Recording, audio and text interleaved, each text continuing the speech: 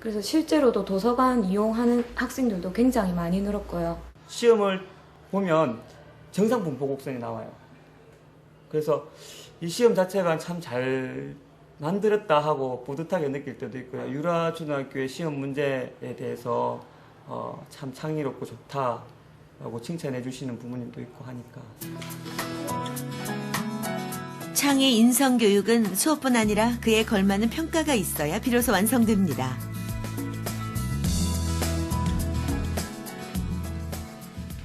창의 인성 교육을 위해서 학교에서 수업 시간에 그렇게 다양한 프로젝트를 가지고 하는데 평가가 30년처럼 구태연학해서는 아무 의미가 없는 거예요.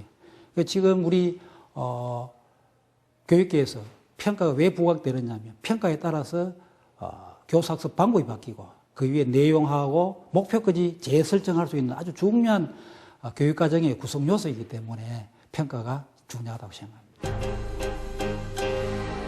과학 대중화에 앞장서고 있는 카이스트 정재승 교수. 정재승 교수는 요즘 학문간 융합적 글쓰기에 집중하고 있는데요. 대표적인 작품이 소설가 김탁환 씨와 함께 집필한 눈먼 시계공입니다.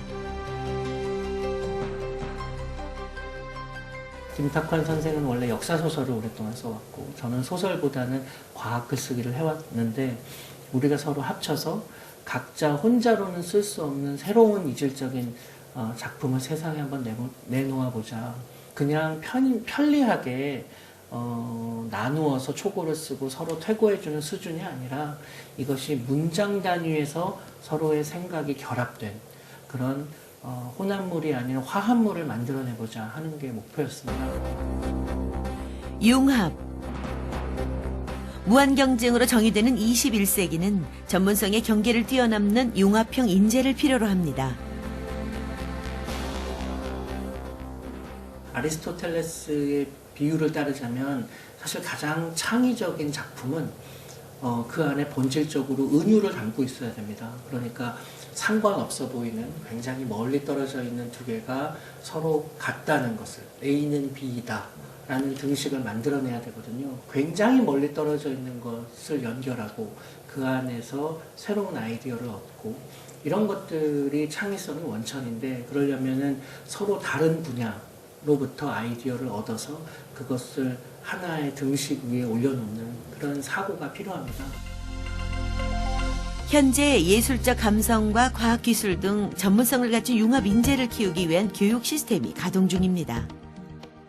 과학기술과 수학과 인문사회와 예술까지도 융합되는 어떤 것들이 초등등의 교과과정이나 수업에 녹아들어가는 그런 것들을 지금 시범적으로 연구학교들을 선정해서 운영하고 있습니다. 이제 교과과정이 하나의 혁신이고 하나의 새로운 방향이기 때문에 이러한 시도들이 이제 현장에 착근되고 확산되는 노력을 통해서 학생들이 보다 현실적으로 창의성 함량이라든가 융합 마인드가 배양될 수 있는 기회가 더 많아질 것 같습니다. 학교 현장에서도 융합 수업이 시도 중인데요. 문과생과 이과생이 함께 참여하는 울산 문현고의 융합 캠프도 그중 하나입니다. 카오스 이론이 어떻게 탄생되었는가? 카오스라고 하는 천지 창조하기 이전 그 무질서한 그러한 상태를 이제 카오스라고 하는데 세상을 여러 가지 융합 캠프는 하나의 주제를 선정하고 과학과 수학, 사회, 국어과 등 여러 교과에서 다양하게 그 주제에 접근하는 프로그램입니다. 자, 이번 시간은 앞에서 선생님이 설명하셨던 카오스 이론을 수학에서 접목시킨 이제 프랙탈 이론에 관해서 배우는 시간이거든요. 주사위를 던졌을 때 2가 나왔다. 첫 번째 융합 캠프 주제는 카오스, 프랙탈, 그리고 복잡계. 이 주제로 4명의 다른 영역 선생님들이 차례로 수업을 진행합니다. 형태의 어떤 새로운 조직을 이끌어낸 거죠. 그걸 우리가 뭐라 합니까? 한 주제에 대한 4가지 교과 영역의 융합 프로그램이라고 할 수 있죠. 나비 효과랑이 나옵니다. 뭐 나비 효과라고 하는 것은 어떤 은유적인 표현이 될 텐데 같은 동작을 하고 있는 거 보시죠. 같은 방향으로 간다든지. 제일 먼저 과학 선생님이 나비 효과를 중심으로 카오스의 개념을 설명합니다. 자, 조원 중에 한 명 나와서 계산기 가져가도록 할게요. 다음은 수학 선생님 차례입니다. 이때 다른 선생님들은 학생들과 함께 수업을 듣습니다. 카오스가 어떤 관련이 있느냐. 계산기를 켜고요. 과학 개념을 수학적으로 접근하는데요. 카오스 이론을 수학에 접목시킨 프랙탈 이론이 주요 내용입니다. 1보다 작을 때는 질서를 가지고 1보다 클 때는 카오스 현상이 일어나. 그럼 그 경계를 우리는 뭐라고 불러요? 혼돈의 가장자리. 그죠? 혼돈의 가장자리죠. 그죠? 이어서 사회 선생님 차례입니다.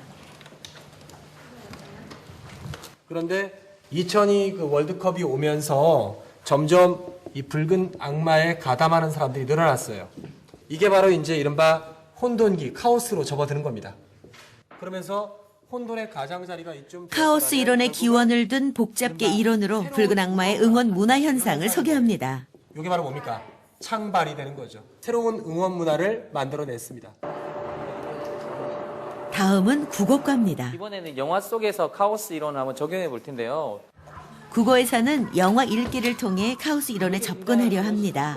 잘 알려진 애니메이션 공각 기동대를 분석하는 것이죠. 원래는 다 같은 기종으로서 이렇게 한 가지 주제를 4개의 교과 영역에서 다양하게 접근하는 부분까지 융합 캠프의 일부가 마무리됩니다. 우리가 A를 넣었을 때 B가 나올 거라고 설계했었죠. 근데 A를 넣었더니 C가 나왔잖아요. 이 카오스적 세계관도 가능하다는 얘기입니다. 이런 시각으로 보는 거예요. 지금까지 고생 많았습니다.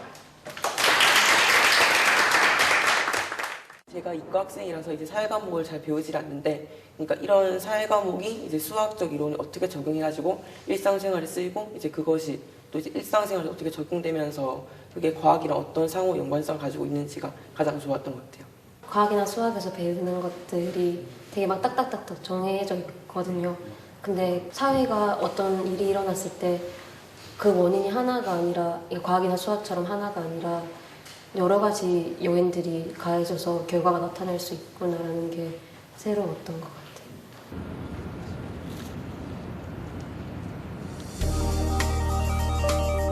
문과생과 이과생이 함께 참여하는 이 융합 캠프는 사회과 이경영 선생님의 제안으로 시작됐습니다.